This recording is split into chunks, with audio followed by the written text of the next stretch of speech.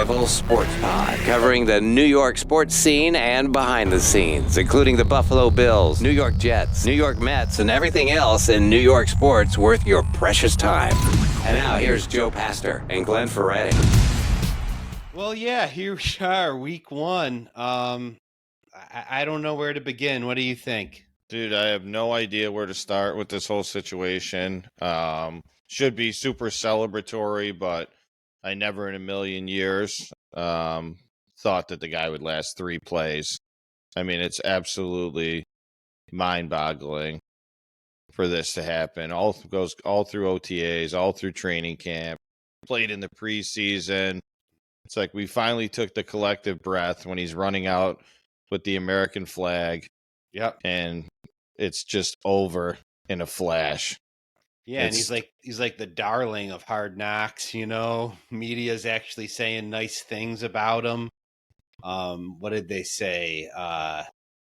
In the Packers game, they're like, well, he told Jordan Love that he's only a text away if he ever needs anything, you know.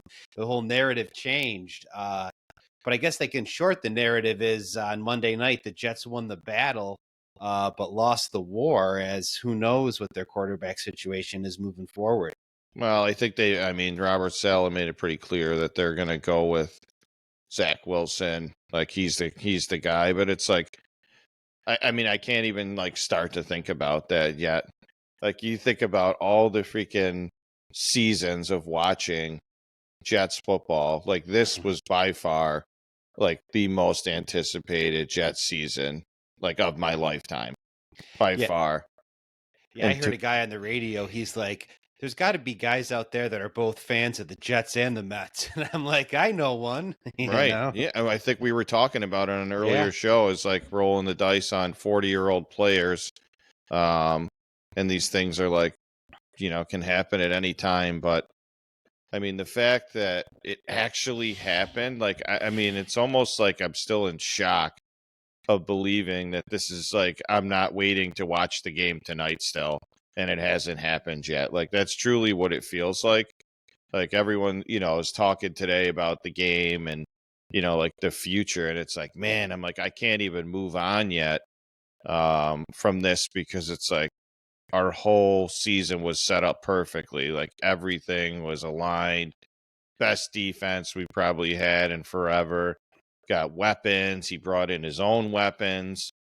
And just like that, it's gone.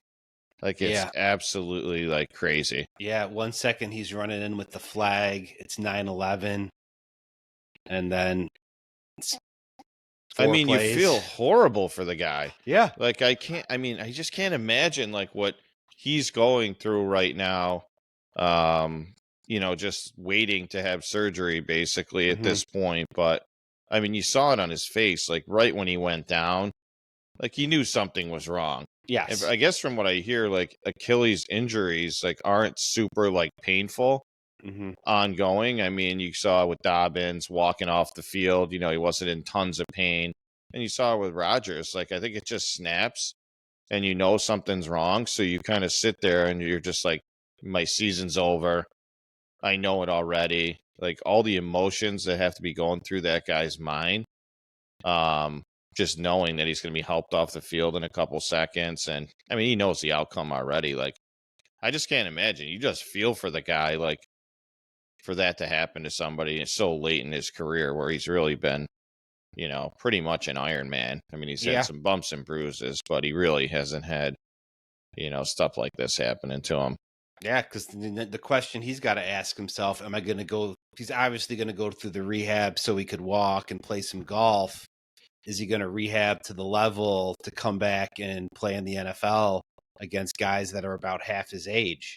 I can't see him going out like this. Yeah, I don't either. But, he's probably, and I say this mostly serious, he's probably going to go have to see one of his shaman, and take some of the ayahuasca and go on a little journey to decide what he wants to do. Because I imagine it can't be an easy question to rehab that at age 40. Yeah, there was a doctor I saw on the McAfee show earlier actually was talking about it and said it's a pretty standard recovery that someone even at his his age, but just the condition that he's in. Like, he should recover no problem. And he also made a good point, and he was like, it's not like Aaron Rodgers is like super mobile as it is right now. Like, he's pretty successful from the pocket. Mhm. So he's like, even if he kind of loses a little bit of a step, it's not really like his game anyway. I'd be more concerned if he was like a running type quarterback, but he pretty much does all his damage from the pocket. Sure.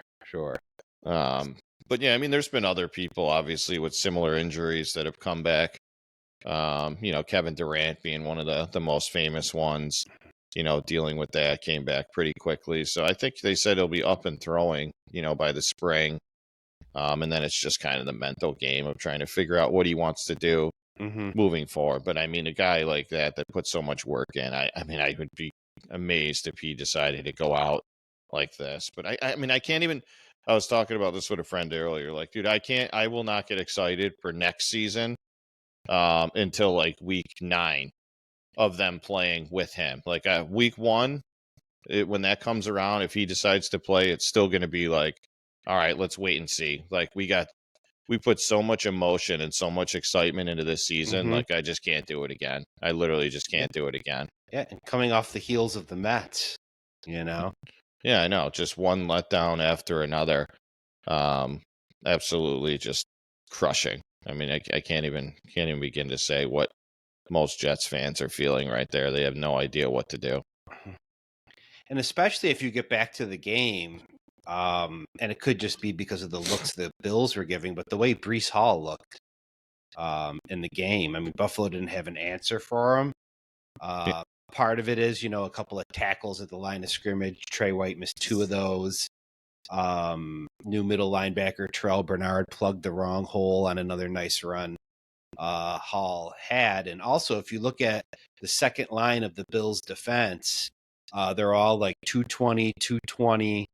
And then they got a corner in there at a $190. So it's almost like, I wonder if the Jets kind of gave a little peek for other teams on what might work against the Bills is running it.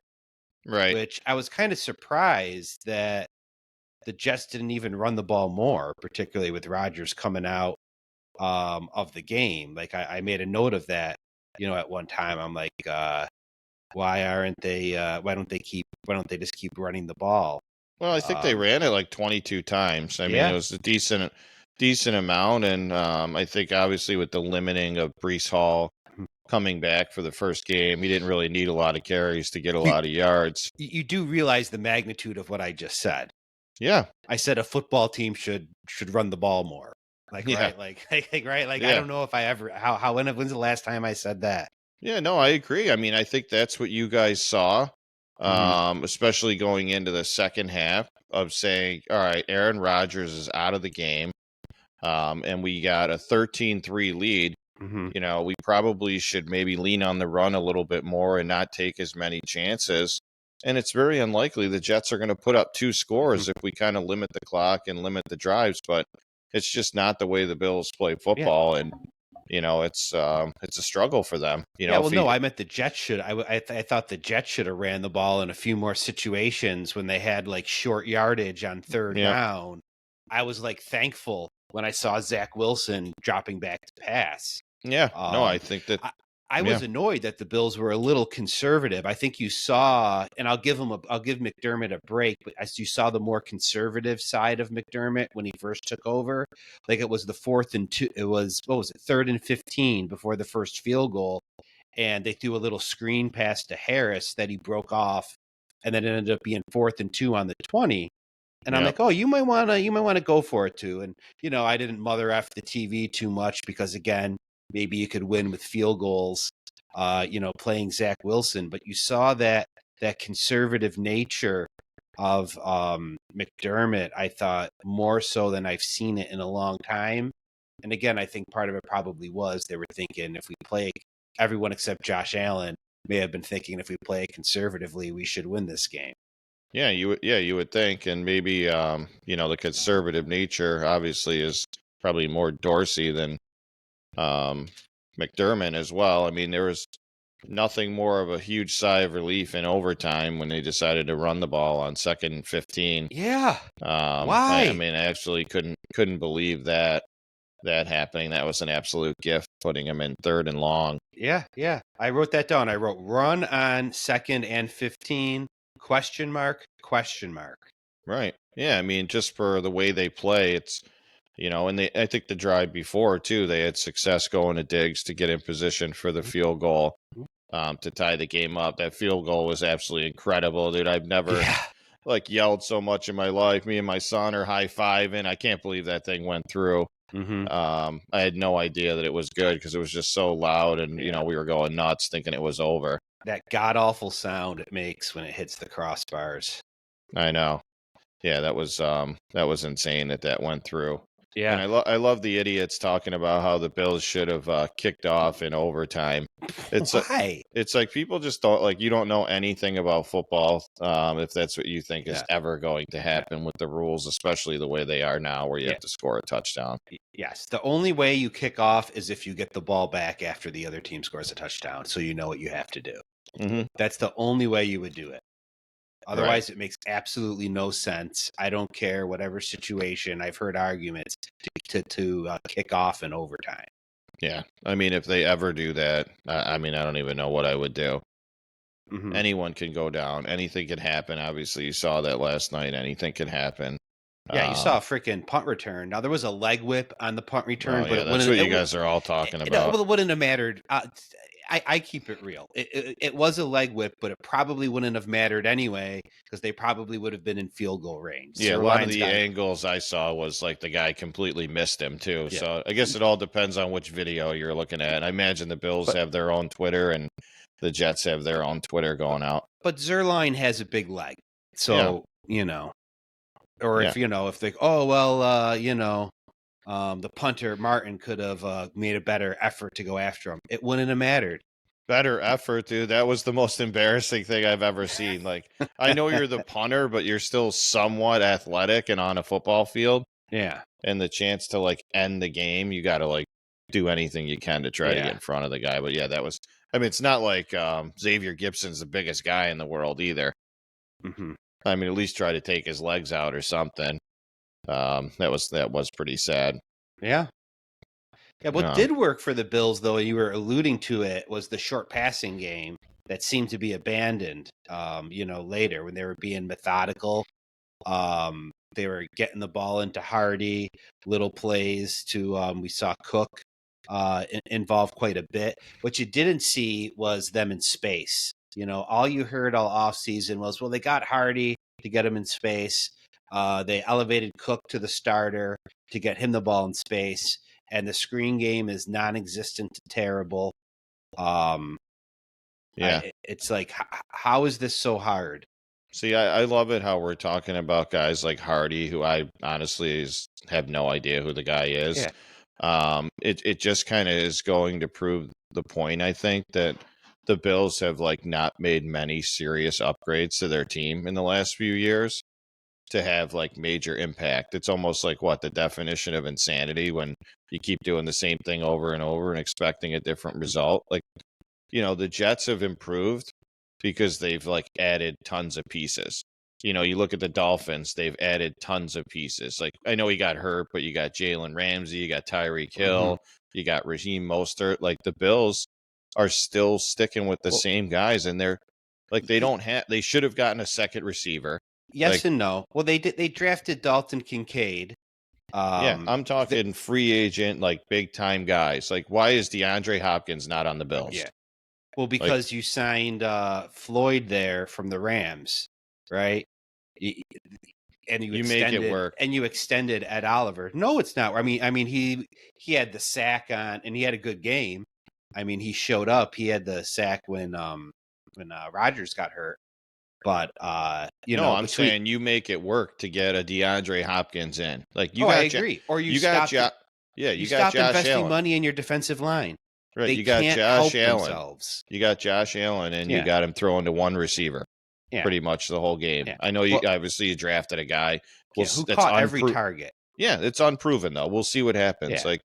The fact is, you get a team like that, and you get a quarterback like that. Your main thing should be bringing in weapons to surround him. And if it's not working, you have to change things up. You got to do something different. They Like, just that's the didn't way that go. They tapped on the gas, right? So they tapped on the gas, right? Bringing in guys that I hadn't heard of Sherfield or Hardy either before. They bring in these other options instead of going with McKenzie again, instead of relying on Gabe Davis, who was a complete non-factor, yeah. in the game. You spend a first-round draft pick on Kincaid. You move up in the second round to get Osiris Torrance on the line, who was a late first round projection in a lot of in a lot of mocks. So they made some moves, but I absolutely agree with you that you really need to give Josh more to work with, so he's not trying to do it all himself. Yeah, the only guy I could think of that they brought in was Von Miller. That's like really had an impact. That's like a big name player outside. Look, in the last 3 years, like guys that haven't been on the team for the Josh Allen era. Like Isaiah McKenzie is not a big name, things like that. It's like No. there's been so many free agents like over the years that they could have brought in. Devontae Adams went and played for another team. I mean, there's so many guys that trade teams. You just think that they haven't prioritized, in my mind, like really upgrading the roster with stars around him. And you would think if you have a quarterback who quote unquote is elite, doesn't look so elite lately, people would want to play with them, and it shouldn't be hard to recruit them in there. I mean, Aaron Rodgers said he was coming to the Jets. Like we had it was like the unemployment line, people waiting for waiting in line to join the team. I mean, Yeah. so why Well, why are they not attracting the same talent in Buffalo? Or they're just not willing. The Bills, the only place they're dumping money is into their defensive line. Yeah. Yes, they brought in Diggs, but that was a while ago. But the only place that they're willing to dump in money is into their offensive line. Clearly, that's not working. Yep. Even your offensive line is in shambles. Like Spencer Johnson, number 79, he's terrible. Yep. He's terrible. He got he's a giant, and he got pushed back on I think it was a third down play, knocked Allen over. Like people talk about, oh, Allen's going to get hurt running the ball, and maybe so, but you could easily roll an ankle too with a big 300-something pound offensive lineman falling back on you all the time. Was that one of the Quinnen Williams bum rushes on him?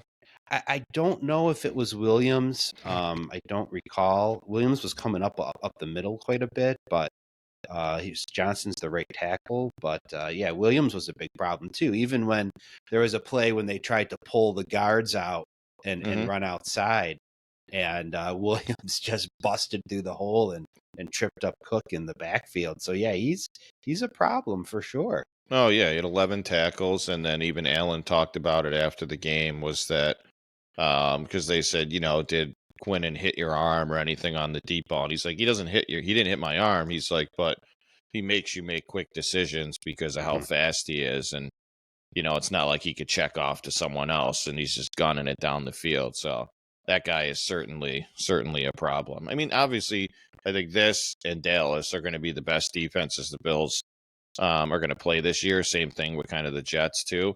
The Bills are a pretty strong defense, and so those games are going to be tough. Obviously, everybody's kind of overreacting, but it just doesn't look good. I mean, the guy's still making tons of mistakes, just like he did last year. Yeah. This might be like his worst game, that he ever had. And particularly because like with a lot of Josh Allen, and we've talked about this, is you take the good with the bad. He's a gunslinger, but typically he's going to do more good things than bad things. And in a lot of situations, when you're playing a Mahomes, when you're playing a Joe Burrow, when you're down a few points or you got to keep up and score 35-38 to win, you need to take those chances. But you're in a game last night where you did not need to take those chances. No. You did not. All stupid. Yeah. Orlovsky was talking about like throwing interceptions. I love it how we take advice from that guy. And he seems like he at least sounds like he knows what he's talking about. I mean, he did run out of the back of the end zone, dude. It's kind of hard to take everything he has as the Bible. But he made some good points. So he said that typically players throw interceptions because of one of two reasons. He goes, typically it's because your offensive player isn't where they're expected. You either, they ran the wrong route, or you just, thought they were going to be somewhere and they weren't. And then he said the other thing is you're confused by coverage. Yeah. Neither of those was the case. No. it was glaringly obvious that Diggs was not open. It was glaringly obvious that Hardy was not open. It was glaringly obvious that Gabe Davis was not open on the interception, but he threw it in there anyway. Yeah, I mean, I agree with that. I think on no scenario are you throwing a deep ball to Hardy in double coverage. Like when I saw it was like, I don't know, what is he, 10, number 10 or 11? Yeah. And it wasn't Diggs that was the first interception down the middle of the field. Yes. I'm just like, that's such a ridiculous play. Like, that's literally like us throwing that pass to Braxton Berrios when he was on the team. Yeah. Like, you don't target that guy in that situation. At least the other two were to, Diggs and Davis, but that was so unnecessary. It's straight up recklessness.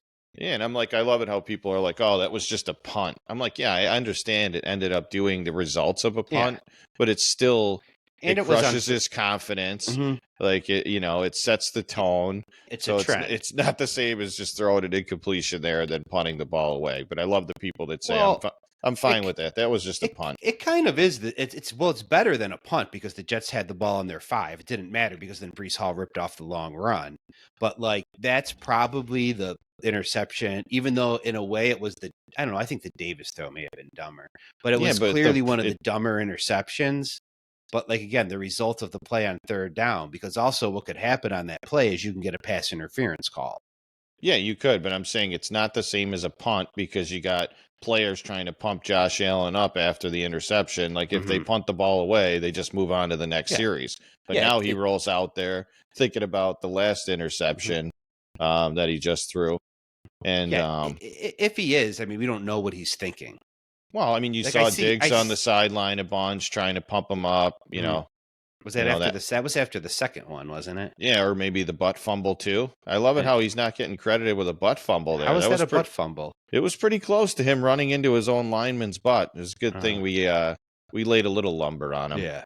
But didn't Sanchez's face go into the butt? Yeah, it was a little bit better. I don't think it was anywhere near that territory. But no, your point is well taken, because with Allen, it's a concern. The recklessness is a concern of the pattern of behavior, which again, usually I'll give them the benefit of the doubt because they're not in a position to win without Josh Allen. A lot of times you're playing quarterbacks where if nobody's getting open because their defense is that good or your play calling sucks, you're going to have to take chances to win. And a lot of times those chances have worked out.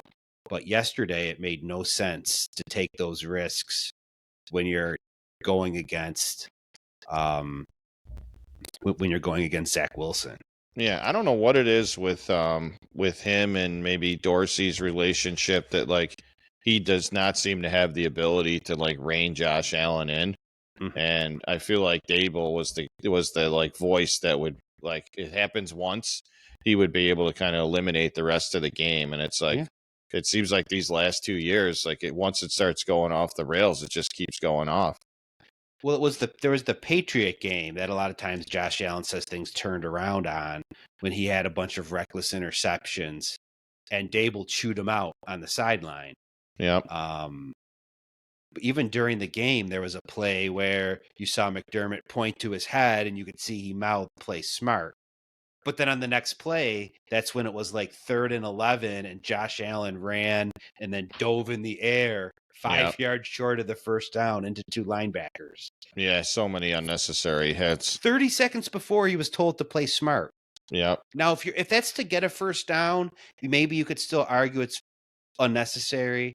But I understand that, you're trying to win a football game here. You had a chance to move the chains. Well, he had another one where he was running towards the sideline and he could have just went out of bounds and then he cut it back in and just got smashed. Yeah, gained a couple more yards for no reason. Yeah, for absolutely no reason. So I don't know, man. This season is going to tell a lot. Like, I think, it's too early to overreact, but if he's a huge turnover machine again, it's definitely been a regression the last couple of years. Like he needs to turn it around. He does. Like just getting to the playoffs is not the Bills' goal. Like they want to win the championship. And if he's the reason, like, I forget, I don't know who said it. It might've been him or McDermott, is like, we can lose games, but like you can't be the reason we lose games. Yeah. The amount of money that guy's paid, like he can't be the reason the team's losing. Well, he only so if you mentioned like last year, like I get that he had all the turnovers last year, but like there's only one game last year where I'd say it's his fault they lost, and that was the Minnesota game.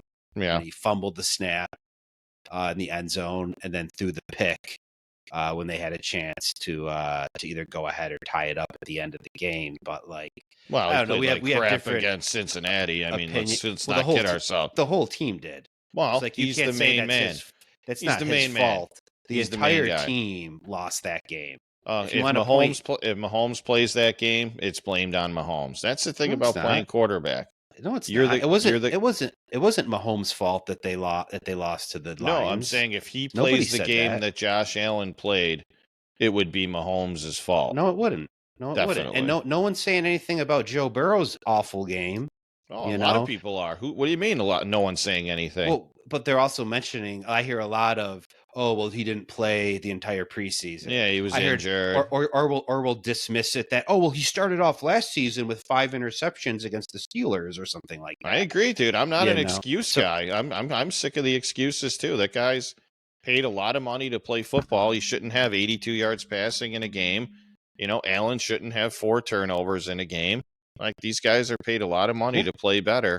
I know they're human beings, but you can't lose to Zach Wilson twice in 2 years. Like, you just can't. Yeah.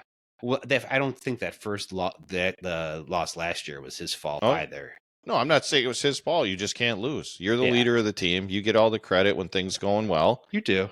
You get all the issues when it's not.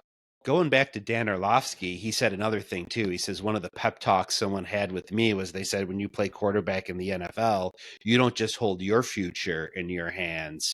You hold everybody's future in your hands, from the other players around you, the coaches around you, the general managers. Everybody's fate is in your hands. So there certainly is some truth to that. But in terms of whose fault it actually is, and it is a little different discussion.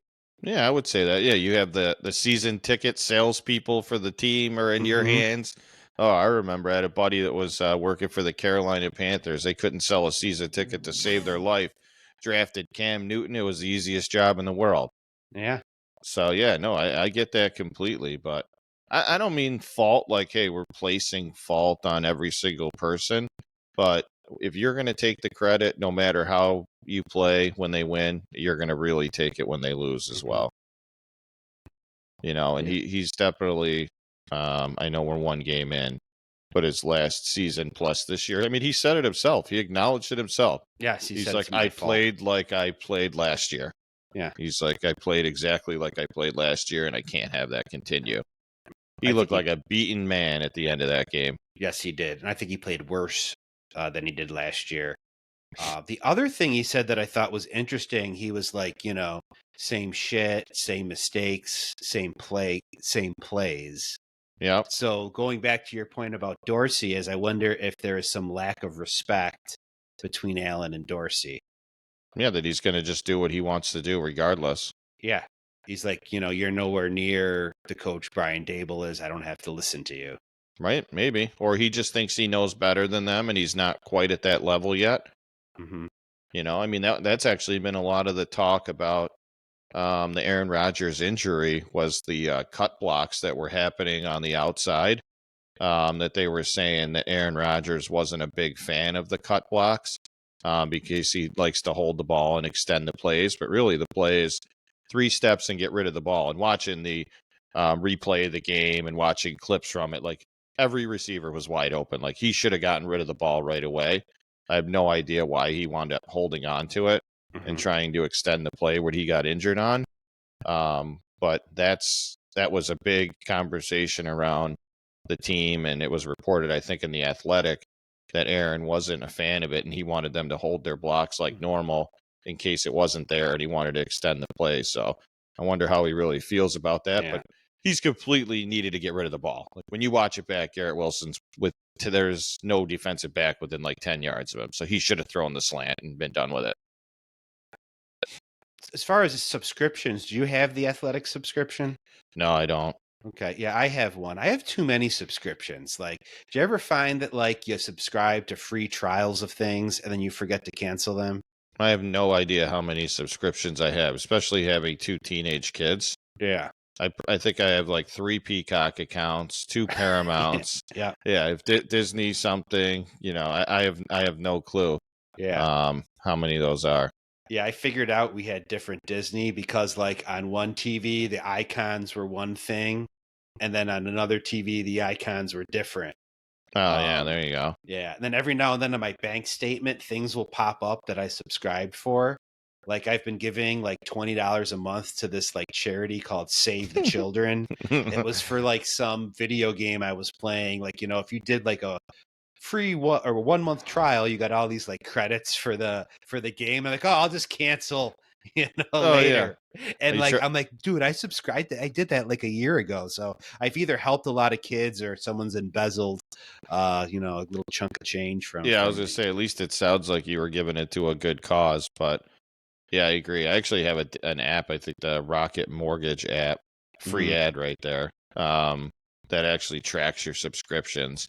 So I got that, and it told me I was a complete idiot signing up Yeah. for like multiple things. Will it cancel them for you? Yeah, it'll cancel them for you Okay. too. There's Yeah, an but option for They that. charge you though, don't they? I think so. Yeah. Yeah, 'cause I saw something like that, and I'm like, it probably would be worth it though. Yeah, I would say, especially if you're saving the children for $240 a year. Yeah. For at Yeah, least a year. I was actually at like Dick's the other day, and they're like, "Oh, do you want to round up to help youth sports?" Mhm. And I was like, "Yeah, that's fine." And then I always do that. And then I was at Staples the other day, and I walk in and I was checking out, and the girl's like, "Hey, do you want to donate $5 to help schools?" And I was like, number one, $5. Like, I'm not cheap, but I was like, it's kind of just like an odd donation there. Yeah. And then it was like to help schools. I'm like, which schools? Yeah.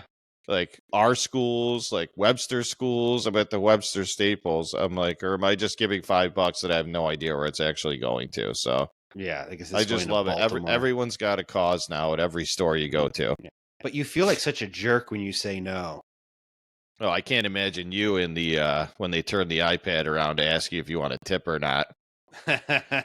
When you're at like Moe's Southwest Grill. Yeah. Yeah, there's even that's the whole thing now too, is like so many things when you do those little Apple Touch sign outs, there's like the option to tip. Like I took Amy on like a little wine tour for her birthday. And so obviously you're gonna tip the person, I'm sure, who's explaining all the wines to you, but like Yeah. then you go to the cashier to cash out and there's a tip on there. It's like, do I gotta tip this person too? Or Oh, do I hit no tip? And then I feel like I'm a jerk. You know when I don't tip, this is actually like crazy. This is what it goes through my mind, is when they try to play coy about it. So they'll turn the thing around and be like, "Hey, the iPad has a question for you." It's like, I already know. Yeah. I already know what the freaking question is, dude. Like, but if they turn it around and like, "Hey, it's going to ask you if you want a tip or not," I always leave a tip on there. But I'm like, when you're trying to play coy with me, you're not fooling me, dude. I know what question's coming. Yeah. I want the thing to turn around one time and then be like, "Hey, do you want me to give you $5 actually?" That's funny. Things classic. But yeah, that's funny. Yeah, this world's nuts, dude. You get a tip just for wrapping my burrito when I'm at Moe's now. Yeah. Speaking of tips, we have a couple of gifts under the Christmas tree again. We're starting to notice a trend here. Oh, this guy. Yeah. Let's see what. Hopefully it's we a got. surgeon. We got our first gift. This is for Bills fans. Some antacids. You're gonna need Must that. be if Josh Allen keeps up playing the Superman hero ball. I think we're going to need these. Yeah, I would say. Then we got another one here. This must be for the Jets. What it says, what Santa's got in line. This one here is to Joe Douglas. Well, this should be a nice present, actually. What's this? Some kind of pouch. Hold on. It's binoculars. Oh, it's to search for a new quarterback. I see. Yeah, that's a good one. You might want to take the cap off. You'd be able to find it a little easier. Well, the Jets might be better off if they leave them on and don't try anything. Oh, yeah. Because, like, the other thing to think about too, in all seriousness, is like you bring someone in. Let's say you trade. I've heard Jameis Winston thrown out there. I Is would. that I don't. real? I think I would jump off my roof if that happened. Is that an upgrade really from Zach Wilson, or would you be better off? I would think seeing what Zach. I mean, obviously you saw Zach Wilson last year, but after Aaron Rodgers' tutelage, which seemed to put him on a whole new level, I would think you'd be better off riding out the year with Wilson. See what you have.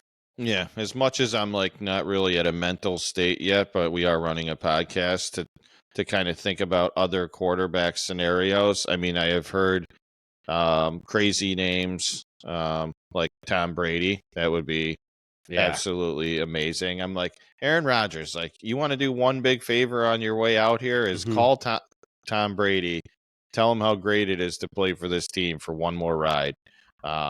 There's like a 0.1% chance that that's ever happened, but there are also names like Matt Ryan, Carson Wentz thrown out there. The one that's really is intriguing to me is Matt Ryan, though. I know he had a horrendous year last year in Indianapolis, but his 2 prior years, were 4,000 plus yards, and 20 plus touchdowns. So, I just don't think it's a bad idea to make a call out to him, get him in the building if if they need him, because we don't know what the next few games are going to be like. We play Cowboys, Patriots, Chiefs. Like, the Jets are sitting at 1-3. This whole we're riding with Zach Wilson the rest of the season might change pretty quickly. Yeah. So why not have a guy like Matt Ryan in there, that can run an offense? Like, we don't need. I mean, you obviously saw. You guys all laughed at me. You and Kyle laughed at me when I said the Bills were going to score under 20 points in this game, and you said 13. Yeah, I was close. Yeah, you were for a while. I thought about that actually. Yeah, I was damn close. I just think the defense is just elite, and they proved it yesterday. But you don't need Matt Ryan to come in and score, 30 points a game. We need someone to score 21 to 24 points a game. And if Zach Wilson can't do that, like, we have to get somebody that can give us a chance to win. We can't waste this defense. And will they let him do that, though? It seemed like they had absolutely no confidence in Zach Wilson with the play calling. That they had. It seemed to be uber conservative. Now, be that in mind, he didn't have the reps in practice, exactly, and all that other stuff. But he had the nice, a nice throw to Garrett Wilson for the touchdown. That was actually where I mean, what a catch, dude! I mean, I know you don't like the Jets, but what a freaking catch! Well, I'll admit it was he was basically got mossed. It was great defense. I mean, I don't know how he caught that. I don't know how you defend that any better, because I was a little low on Trey White for missing a couple of tackles when he had to contain on Breece Hall, but he D'd that up as best as you could do it. That's it wasn't even a great throw. No. Yeah, it wasn't a great throw for a fade ball. It was super low. He guarded him, pretty nicely. Yeah, because he made a really nice throw to Lazard for a third down. Yep. That was huge. That was a big play. He got away from the one and dished it off to the left side that got another first down. So he did make some plays. I'm not sitting here saying Zach Wilson's the answer. Yeah. We won 7 games last year with just a complete mess. Yeah. Like, is it crazy to say they can't outdo that number this year, especially with getting one of these wins earlier in the year? Who the heck knows? Yeah. But you would think with competent quarterback play, I don't even mean great, but competent quarterback play, the Jets should win 9-10 games very easily. But he does not play competent football very often.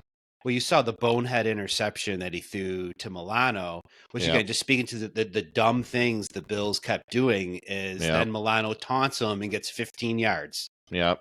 So like watching the whole game, I was just like, man, the Bills deserve to lose. They do not deserve to win this game. And then like being a Bills fan, it's like, oh wow, they have a chance. They have a chance. And then it all comes crashing down. Like, when are the Buffalo Bills going to stop finding like crazy ways to lose? They just do not lose like normal teams. No, like they just should have been. They should have been completely out of that game. Had no chance. Even when the Jets took the lead, the way things were going, Allen had no business driving them down the field. I know the defense was giving them a little bit, underneath more of the prevent style, but they had no business driving down and kicking the field goal when they needed it. But by the way, the rest of the second half had gone. I think they turned the ball over 3 out of 4 possessions before that. Yeah. But they did, and then you win the coin toss, but then of course they found a way to lose. So it's like, why does it have to be so gut wrenching?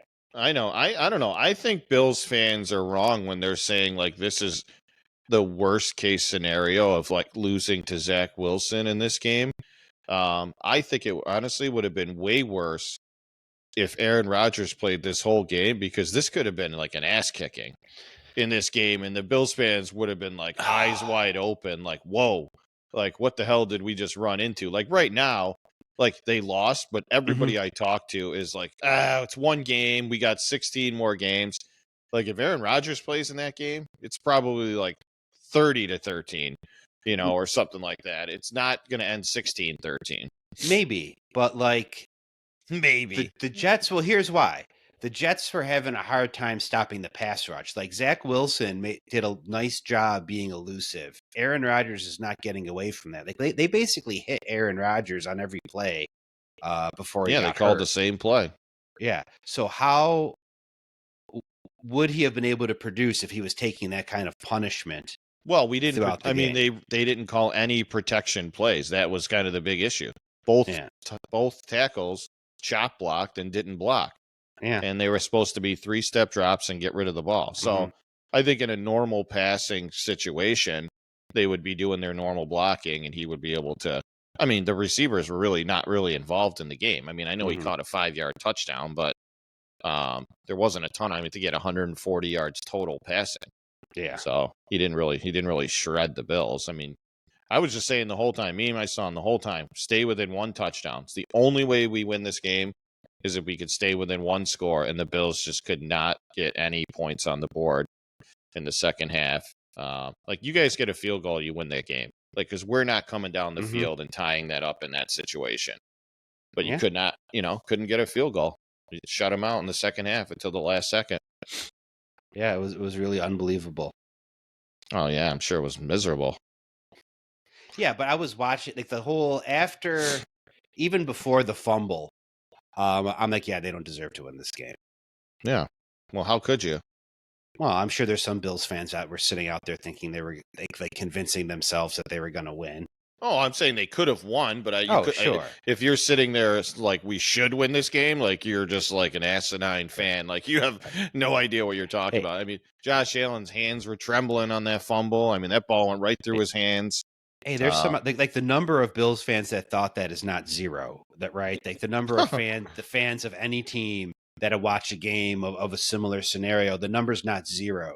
Well, you guys do spray ketchup and mustard on each other and jump through tables. So, I mean, the IQ level is not extremely high in Buffalo. But at least we go through the table. I don't know if you saw the video went viral. I think it was a Vikings fan that he tried to jump through the table and he bounces off it.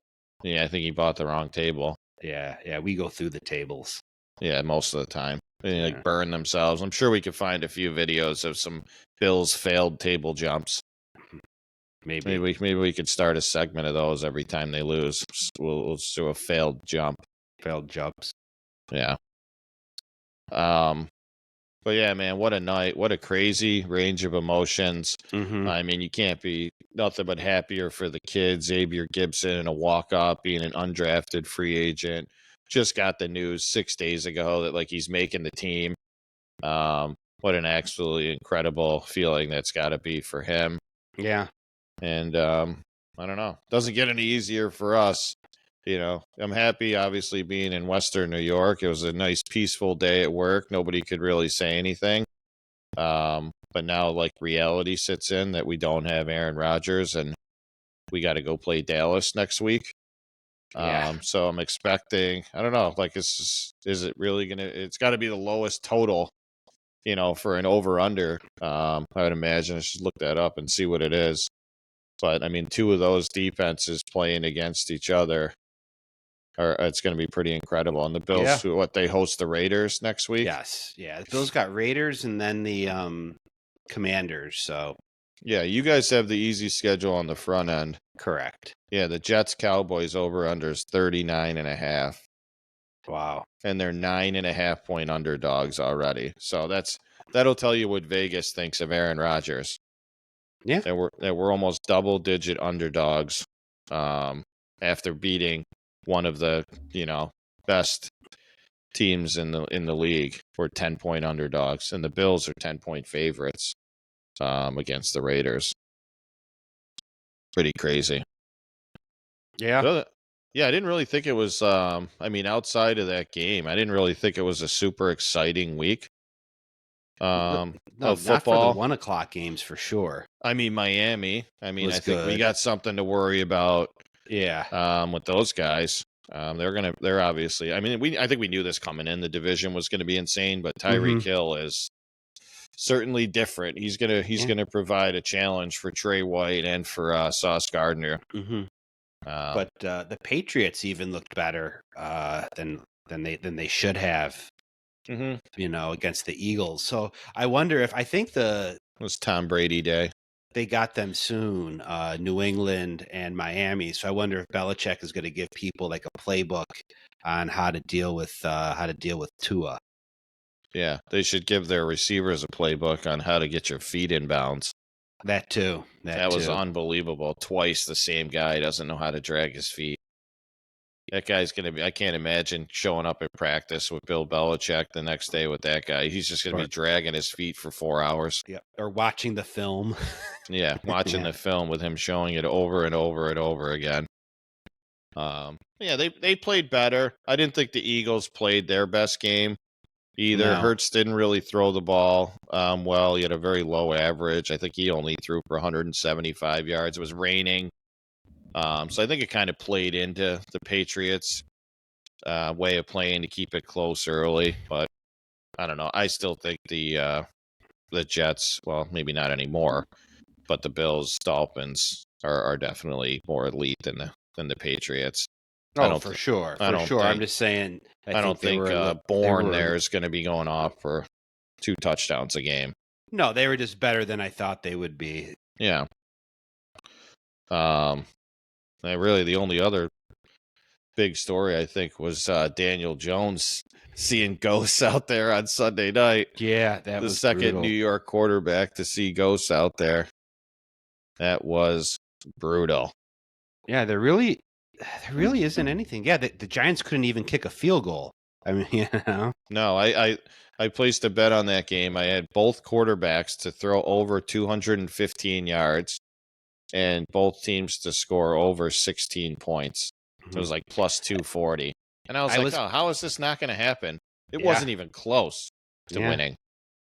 And the NFL happens, He had 100 yards passing. Mm-hmm. He had 100 yards passing, and then Dak didn't even have to throw because the defense was scoring every time. Yeah, I went to bed at halftime. I was like, I'm gonna stay up. I was planning on staying up and watching it because, like everybody else, I was expecting a great game. But I'm like, it's gonna be a rough week with a late Sunday night, and then Monday night. You usually don't go to bed right after your team plays because you're so jacked up. It was gonna be a long week, but not so much with how bad that game was. Right. Yeah. Did you take any games over the weekend? I did not, no. Yeah, I had 2. I only went 2. I went kind of, outside of some props. I won 1, lost 1 at Jacksonville. And then I lost the, what the heck was it? Oh, the Vikings, I believe. Yeah, the Vikings. If I did, I was thinking about teasing the Ravens in a 3-teamer, teasing the Ravens score down. So I'm pretty sure it would have won. Teasing the Ravens score down. The 49ers were 2.5. Yeah, you can't really talk about what you would have bet if it won. Everybody wins 100% of the time when the game's over. Do they? Yeah, I would think. Oh, that and then Detroit. I wanted to tease Detroit up. We were talking about that. I said that would be a good 3-teamer. Detroit, San Francisco, and Baltimore. But teasing in a 3-teamer, teasing the points. Now, this early in the season, I'm not going to bet. I'll just, right, see it out, feel it out a little bit. Yeah. Right. Well, I wish I was coming on here with a win, which I did predict, and an Aaron Rodgers unbelievable game, but unfortunately, it's a big win, which is exciting for us, but kind of feels like a huge loss, which sucks. Yeah. I mean, it's, big loss for the Bills, and there's some concerns in the air, but also the optimism of we don't want it to be, overreaction Monday, as it's called, Yeah, you better figure your shit out. Yeah. Well, somebody else, he needs to figure it out. I got to call my buddy who was just the massive Jets hater the entire time before this game. He was a little uber confident in that game. Yeah. He's been awfully quiet since. It was a coin toss. I said 50-50. They're probably going to split the series. Well, Vegas had him. I mean, they were almost a 3-point favorite on the road. So really, they had him at almost a touchdown favorite. Yeah. So, I don't know. Big upset. I mean, if Zach Wilson was starting that game, that line would have been at least 7. Yeah, 7, 8. Yeah, something like that. It was a big upset. Yeah. I wouldn't be feeling too good right now. No. Well, hopefully you guys bounce back against the Raiders. Yeah, I don't know how you don't. If you don't bounce back against the Raiders, you're in a lot of trouble. Right. Well, we're going to see what we're made of. If this was just a, let's win one for the Gipper for the Jets, or is it going to actually continue to move forward? And I think we'll see if we make any moves over the next couple of days. We obviously have to bring in a quarterback. If we're rolling, I don't think we're rolling with Tim Boyle. So crazy week, but football's back. So let's see what happens. All right. All right, big dog. All right. See ya. Later. Thank you for listening to Rival Sports Pod. Please make sure to like and subscribe on YouTube or wherever you listen to your podcast. You can also email us at rivalsportspod@gmail.com with any topics, ideas, or questions.